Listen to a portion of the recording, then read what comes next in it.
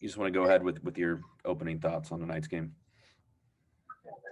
Yeah, I think, listen, there's 28 fantastic players in that field that stepped on that field at different points throughout the game. And it's very unfortunate that they don't get to determine the outcome of the game. And there's a big white elephant that nobody wants to talk about. And it's very unfortunate that the world-class players don't get to determine the outcome of the game. Do you want to expand a little bit on that, or are you, No, I don't feel like getting a fine off the NWSL, but they'll tweet it. Maybe they should tweet about it. Their Twitter handle will tweet about it and ask everybody to look at it. And they'll not get fined themselves. But we've got, these young players, they go out and they absolutely empty the tank. And some of the best players in the world are on this field, and they don't get to determine the outcome of the game. In that one where, you guys are in a little bit different of a position where you're the controlling team at the end of the game, how do you weigh whether to drop back and defend or continue to attack? And how, do you feel like that being a little bit of a newer situation may have played a part in what happened at the end there? No, I think players come on, don't track runners. And, that's the big thing within our organization is accountability. And we have to hold ourselves accountable when we walk on that field, and we have to do our job. And when we don't, sometimes we get punished. But again, I think there was a real good, honest effort out there by the team. I'm very, very proud of the team. And, and Orlando, in fairness to them too, they played fantastically well. And we just wish that these world-class players could get the chance to determine the outcome of games. All right, we'll get to questions. Steph, would you like to go first? Thank you. Christy, I'm sure you've talked about this before, but with Emily Fox, periodically in any given game, she's in that deep left position, and then all of a sudden you see her, almost in that right winger position, putting in a cross. What do you work on in order to maximize her ability to just zip across the field like that and add up to your numbers up top?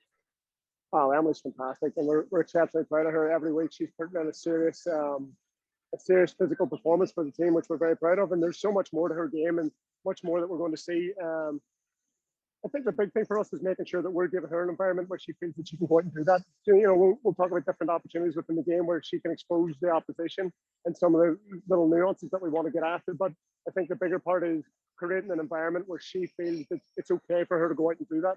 And, hopefully we'll reap the rewards of that in the coming months and years.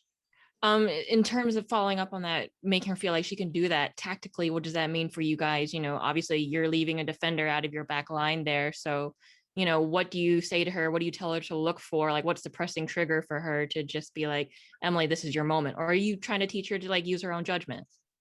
I think there's a lot of own judgment in there. We look at every team and they have very specific triggers. Some teams look for negative pass, some look for a bad touch, some want to go after you straight away, like North Carolina. The reality is Emily can solve pressure, and we want to allow her to do that at times. And whether that's coming inside, whether that's a negative touch, or whether that's just going straight after the defender. So we're looking for different nuances that are specific to each team that we play. Then beyond that, we know that her speed's an issue for other teams, and we want to maximize that. And then yes, you're down a defender, but we make sure that that's sometimes communicated across the line, and we have players that stay underneath her to protect us during the counter attack. Sometimes you get hurt, sometimes you don't, but we're not going to try and cap her potential by making her just play in our half of the field, because as you kind of alluded to, she's fantastic going forward, and we certainly want to maximize that. All right, thank you. Thank you. Hey, Kent, go ahead.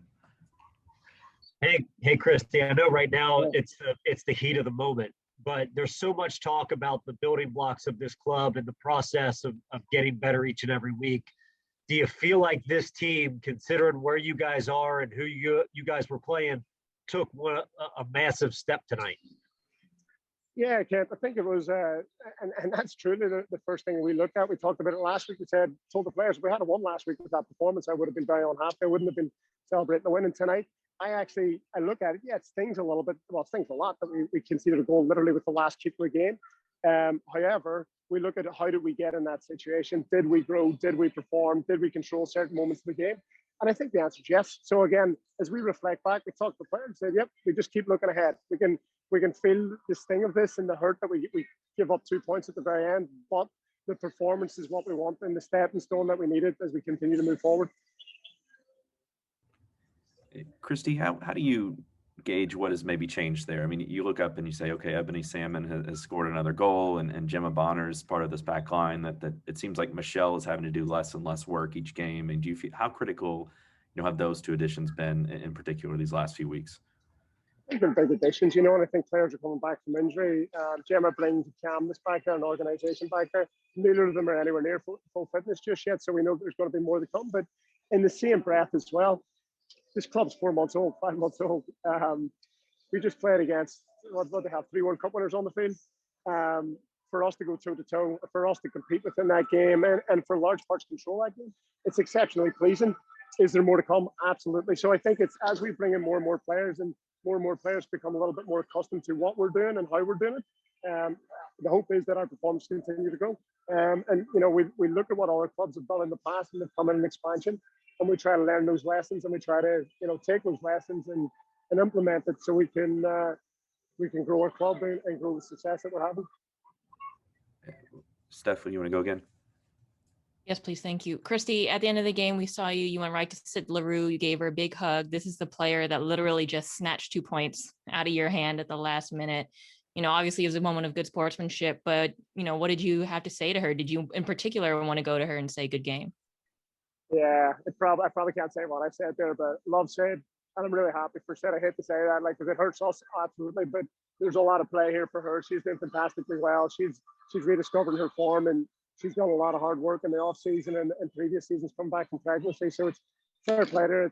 It's fantastic to see, and love her to bits. Yeah, it stings that she did it, but yeah, very, very happy for her as much as it hurts us. All right, thank you. Thank you.